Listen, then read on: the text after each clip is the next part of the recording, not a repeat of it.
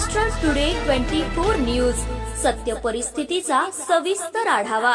शेवगावमध्ये 3 मोटरसायकलींना लागली आग, मोठी दुर्घटना टळली। शहरातील भगतसिंग चौक परिसरातील पिसाळ गल्ली येथे काल मध्यरात्री घडलेल्या आगीच्या घटनेने परिसरात एकच खळबळ उडाली।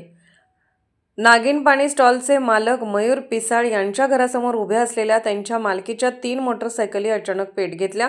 मिळालेल्या माहितीनुसार रात्री शुक्रवारी अंदाजे 1:50 वाजता अचानक विस्फोटासारखा मोठा आवाज झाल्याने घरच्यांसह परिसरातील नागरिक बाहेर आले।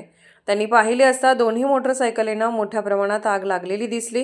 तात्काळ गल्लीतल्या नागरिकांनी मदतीला धाव घेतली। कोणी पाण्याच्या बादल्या आणल्या तर कोणी माती टाकून आग आटोक्यात आणण्याचा प्रयत्न केला। स्थानिक नागरिकांच्या तत्परतेने आग आणखी भडकण्यापासून रोखली गेली आणि मोठी दुर्घटना टळली। या संदर्भात मयूर पिसाळ यांच्या कुटुंबियांनी संशय व्यक्त केला असून कोणीतरी पेट्रोल टाकून मोटरसायकली पेटवल्याचा दावा त्यांनी केला आहे। घटनास्थळी पोलीस पथकाने भेट देऊन पंचनामा केला असून हा प्रकार नेमका कोणी केला याचा तपास सुरू आहे। या घटनेत सुदैवाने कोणतीही जीवितहानी किंवा दुखापत झाली नाही। पोलीस अधिक तपास करत आहेत। काल रात्री 2 वाजे सुमारास आमच्या गाड्यावर पेट्रोल टाकून जाळण्याचा प्रयत्न झाला। या गाडीचा ब्लास्ट झाल्यामुळं भडका खूप उडाला।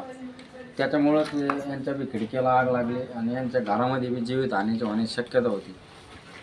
हा खूप भयंकर प्रकार आमच्या इथे घडलेला आहे। तरी पोलीस प्रशासनाने याची योग्य ती दखल घ्यावी आणि गुन्हेगारांना कैद करावं। किती वाजता घटना झाली, कशी झाली? ही घटना रात्री 2 वाजता घडली। कारण की या टाकी ब्लास्टचा आवाज झाल्यानंतर आम्ही घरचे उठलो आणि आगीचा भडका तुम्ही बघू शकता वरपर्यंत पूर्ण गेलेला आहे। तुमचं काही लोकांसंग काही वाद वगैरे होता? नाही, आमचे कोणासंग वाद नाही, पण पोलीस प्रशासनाला विनंती आहे तिने योग्य तो तपास करावा आणि गुन्हेगाराला अटक करावी। तुम्हाला कोणावर संशय येतो? नाही, संशय तसा कोणावरच नाही, पण कारण की जीवितहानी झाली असती तर खूप मोठं नुकसान झालं असतं। कारण की इथं पण घर आहे, त्यांच्या घराला पूर्ण इथं आग लागली असती। तब्बल किती लाख रुपये नुकसान झालं असेल? हे जवळजवळ 3 लाख रुपयापर्यंत नुकसान झालं। 3 लाख तुम्ही बघू शकता 2 गाड्यांनी नवीन शोरूम गाडी। महाराष्ट्र टुडे मराठीसाठी ब्युरो रिपोर्ट रवींद्र उगलमुगले, शेवगाव, अहिल्यानगर।